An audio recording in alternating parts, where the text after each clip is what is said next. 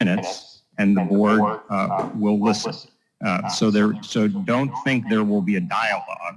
This is not the place for a dialogue. It's just hearing of the public. I will put a timer on, and I will give a heads up when your time is starting to run out. If you're still speaking when my timer goes off, I'm going to let the timer continue to go off while you speak. Please, please, please try to wrap up and be respectful of everybody's time. And for the rest of the group that's here, wonderful to see so many people show interest in our school district. Please, let's all be respectful for the person speaking. Let them have their say, and hopefully they wrap up within 3 minutes. Are we good? First up is Christine George. And when you come up to speak, you start with your name and your address. If you could do that, that would be very helpful.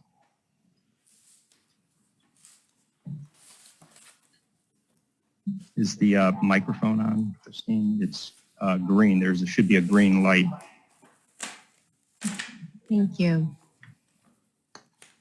My name is Christine George, 8390 Sunnydale Drive, Brecksville. Good evening. As a parent of a 6th grader, I recently asked to look at the 7th grade health curriculum. I was troubled by my findings. Our 7th graders are sent to websites that encourage sexual experimentation and methods of how to embrace the transgender lifestyle. They are given specific instructions on how to circumvent parents to receive both contraceptives and abortions. 7th graders. How is this abstinence-based?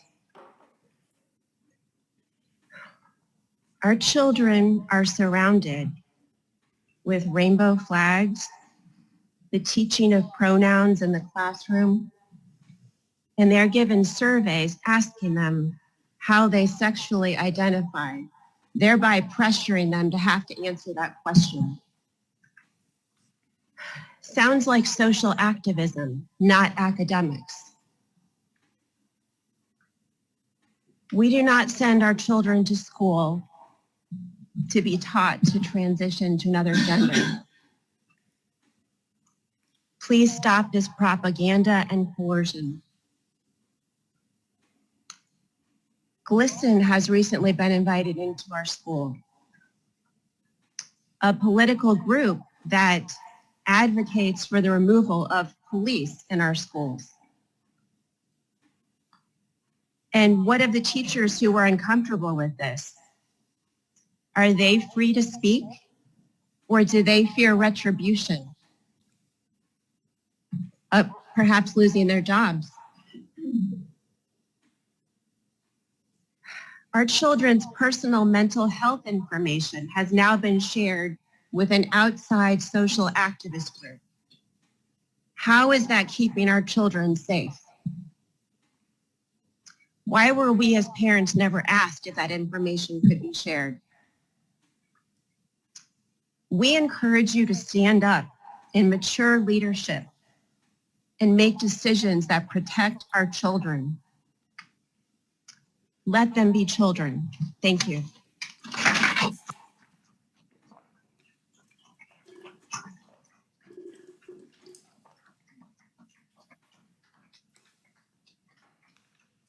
Thank you for your comments.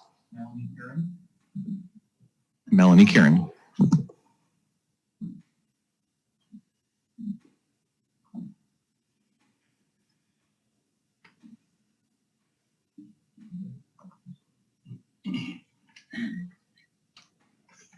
Hello, everybody.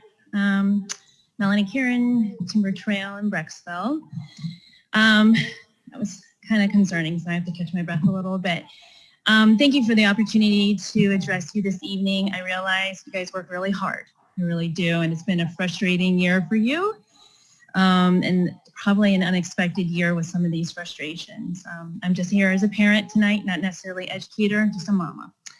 But unlike, and I share in many of your frustrations, but unlike you, I really can't do much about it. I can present facts, share policy ideas, even meet with administrative members, but at the end of the day, I'm at your mercy. And I long for the days when I used to just drop my kids off from school, pick them up, ask them how if they needed any help with their homework, praying they didn't ask. But looking for that red folder in the back of their backpack, which told me everything that I needed to know. Since March of 2020, that hasn't been our reality. I've been here the last several months. But I'm not here to give you a sob story. I'm a fixer. And so I want to encourage you this evening, have this be a point of edification that you have the power to course correct the district, and now is the time. As parents and community members, we are often hearing words of excuses about why things are done and why they aren't done. And I understand education is bureaucracy. However, we live in Brecksville, Broadview Heights. We can do things better. So as board members this evening, I want to just advocate for you 4 things, very concrete things for you to do. Get back to the whiteboard. You preside over a district, number 1, of extremely successful professionals and families. Bring them in. Have them help guide you. Help them solve problems. We're not all going to agree this evening nor going forward, but you can bring us in and make it so that we can, working families can actually attend these things, not during the day. Number 2, restore a commitment to educational excellence and oversight. I'm concerned about recent cuts in some of our educational offerings and our teachers. Teachers are the point of instruction, not fancy buildings, not cool technology. I'm concerned with the lack of oversight this board has on curriculum due to the changing curriculum platforms. We use less books, more links. What are we doing about that? What's the oversight there? We need to seek better counsel. I think there's a large majority of families who think the district is being run by lawyers, seeking good PR. Maybe we're wrong, but that's how it feels. And then lastly, communicate more often. You as a board can communicate. Every Friday we get emails from the high school and from the superintendent's office. Communicate with us. And from what I can see over the last several months, many of the challenges the board faces is due to lack of just basic communication to us.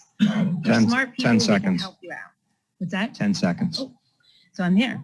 I thank you again for your service. This is an important time in your tenure as you choose your next leader, our next leader. So, but if this can be a time for change for good for the district, and if you need some help, this room is filled with really smart people that can come alongside you. Ask for help. Thank you. Time's up.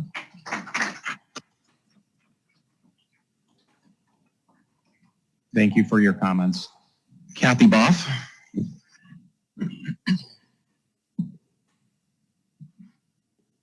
Hello, my name is Kathy Boff, and I live at 1143 Fireside Trail, Broadview Heights. Good evening. And I also wanted to touch on the 7th grader middle schools who were referred to valid and reliable resources in sex ed after given a lesson on how to identify valid and reliable resources. 216.org was one of those resources. It's HHS funded and run by the Cuyahoga County Board of Health. This site promotes extensive gender theory and confusion to minors and advocates for comprehensive sexuality education in schools. Preterm is listed on this site as an abortion care service, and CSE programs violate Ohio Revised Code. Amaze.org is also on this referred valid and reliable site, as a valid and reliable site. It's an initiative led by Advocates for Youth and International Planned Parenthood Federation and other groups. They provide short animated videos. Some titles include Sexual Orientation and Gender Identity, What's the Difference? What is Sexual Orientation, LGBTQ+, Anatomy, Assigned at Birth, Sex Assigned at Birth, Female, Condom Negotiation for those with a uterus. Is it normal to watch porn? Yes, lots of people watch porn. After all, it's right there and it's free. On the Advocates for Youth site, they encourage youth activists to fight to abolish parental involvement laws. And they also run workshops that are entitled, for example, How to Get Police Out of Schools. Love is Respect is another one of those sites. And the information includes feeling safe during sex, 5 tips for your first time, Scarleteen.com is enthusiastically recommended by Love is Respect in several different places hyperlinked on this site. 7th graders can discover on Scarleteen.com how to do a self-managed abortion, how to do drugs safely, or to consider, do I want to have a monogamous relationship, or do I prefer polyamorous relationships? All parents in this school district should have been notified, according to Ohio law, that sexual education topics beyond topics outlined in Ohio Revised Code 33136011 would be provided to students in sex ed class. Parents should have signed an opt-in letter. It is my understanding that this was not done. Furthermore, the district reported on the Ohio Department of Education sex ed compliance audit this past fall that they were, in fact, in compliance with Ohio Revised Code, but in fact, they're in violation by going beyond the topics outlined by state law. So I believe that parents have a right to know which staff members maintain the 7th grade valid and reliable student sex ed resource list distributed to the students during their sex ed class. Thank you.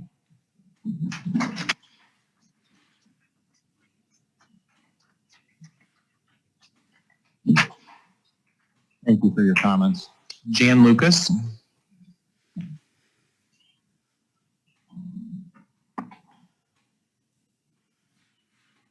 Good evening. It's good to see a lot of people here concerned about these topics. My name is Jan Lucas. I live at 7684 Winding Way, and I'm a retired public school educator. I think what many of us see in our schools today is an autonomy of several well-meaning educators who are guided by weak board policy. And I think they need guardrails to rein in this, what I call the sex, gender, social contagion. School staff are normalizing sexualization of students through pronoun usage, biological reality confusion, and inappropriate sex ed curriculum resources, as you heard from the prior speaker. When there is no board policy, staff members take latitude to interpret these socially driven topics. For example, our guidance counselors involved GLSEN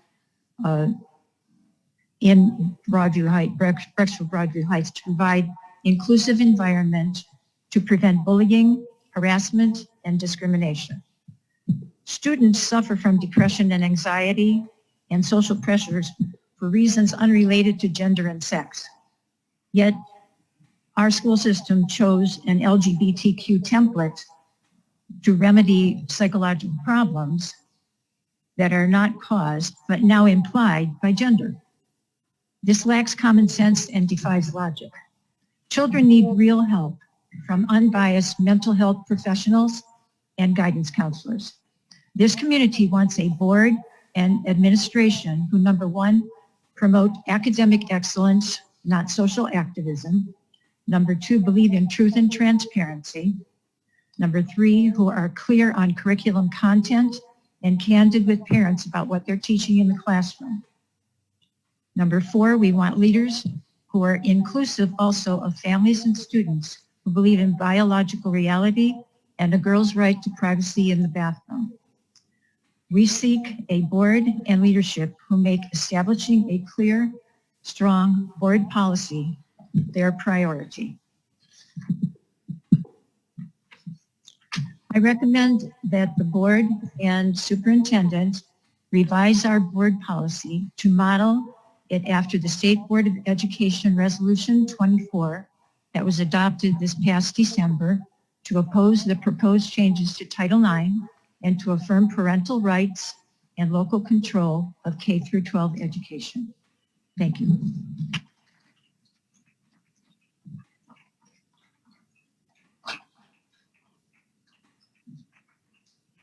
Thank you for your comments. Greg Cunningham.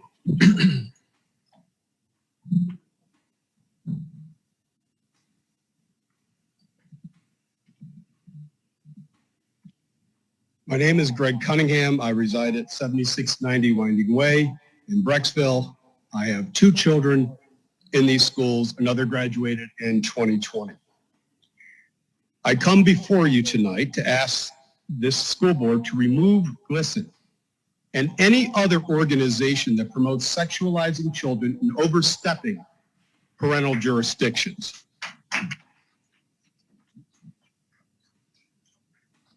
Let me be clear. We will not sacrifice our children on the altar of political expediency. What you do behind closed doors is your business. But if you want our children in the room when you close that door, that's our business.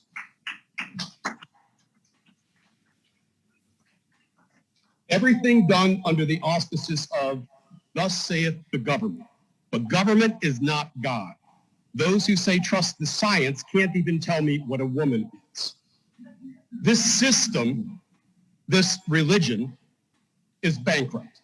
No amount of money thrown at sin can make it clean. We belong to God. Our children belong to us, not the state. These organizations that cry, we just want a seat at the table, are the same organizations that will not be satisfied until they own all the chairs and then the table. They preach intolerance in the name of inclusiveness and corruption in the name of love. GLSEN has no place in this school or any other. You want a curriculum that tells kids not to bully each other? Tell them that we are made in the image of God and therefore are obligated to love one another despite our differences. If the children's well-being and best interest is your chief aim, then this organization is clearly off target. Isaiah 5:20 says, woe to them that call evil good and good evil. And Proverbs 11:2 says, when pride comes, then comes shame. But with humble is wisdom. Albert Einstein is credited by saying, what is right is not always popular, and what is popular is not always right. What I ask all of you to do tonight is do what is right. Thank you.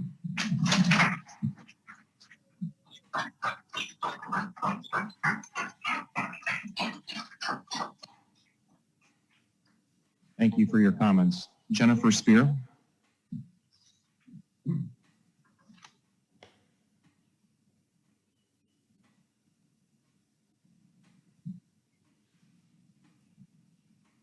Hi, everybody.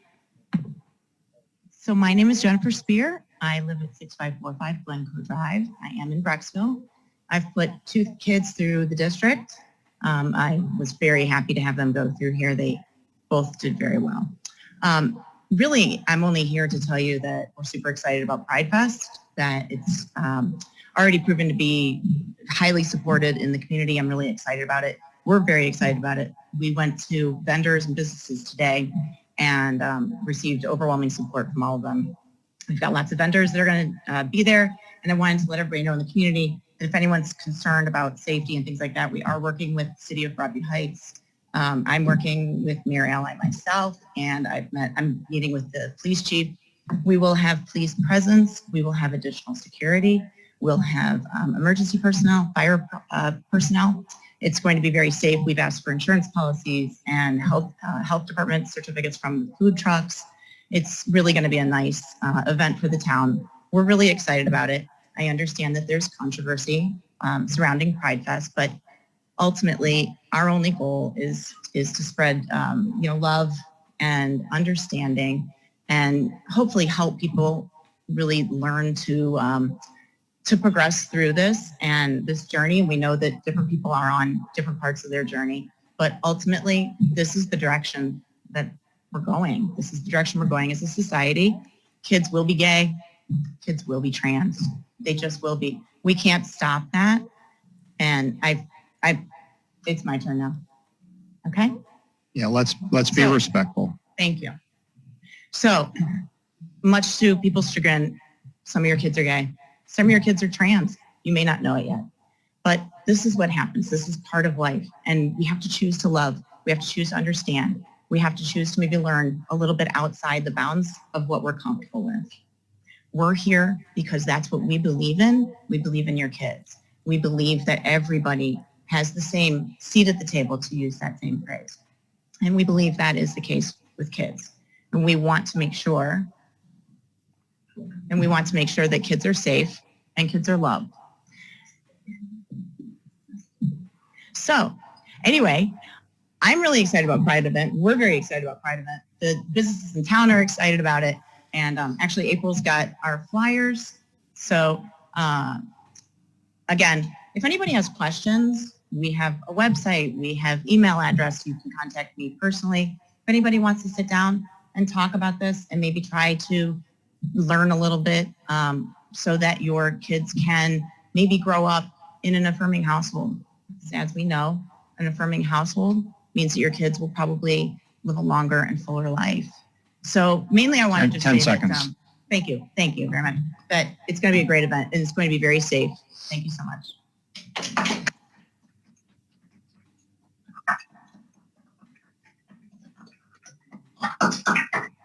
Emily Midgley. Thank you for your comments.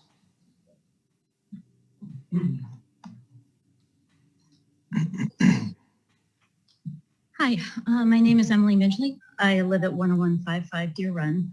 I have 2 kids in BBH schools in 5th and 7th grade. They're awesome kids. Board members and administrators, thank you for the work that you do on behalf of our cities and the kids. And I know that all of us are here because we care about our kids and we love them and we just want the best for them. So I'm one of the people working with the BBH Pride group. I'm on the task force and I'm here with several friends who also volunteer for the group. And I think that we probably have a lot more in common than you might think at first blush. So the biggest values that we share are respect and kindness for all people. I've been looking at the portrait of the graduate as I've been sitting here with everyone. And I recognize these things that are so important for our kids, having a broad perspective, being a collaborator within a team, being adaptable and flexible, communicating and listening to other people. These are values that we can all get behind. And this is something that is really important to us and to everybody. So we all want our kids, teachers, and staff to be treated with kindness and respect and to feel safe. And isn't it the point of education for our kids to prepare our kids for the world that they'll face in adulthood? And that's lots of different kinds of people with different perspectives. We want them to be able to listen to each other and interact respectfully. So our mission with the BBH Pride Group is really to promote awareness, instill acceptance, promote inclusiveness, and foster a welcoming community. This is about people young and old, about people who are considering making our communities their home. We feel strongly that ultimately understanding helps save lives. And one of the biggest reasons that we're here is that there's an alarmingly high suicide and murder rate among LGBTQ individuals. I don't think anybody is excited about these statistics.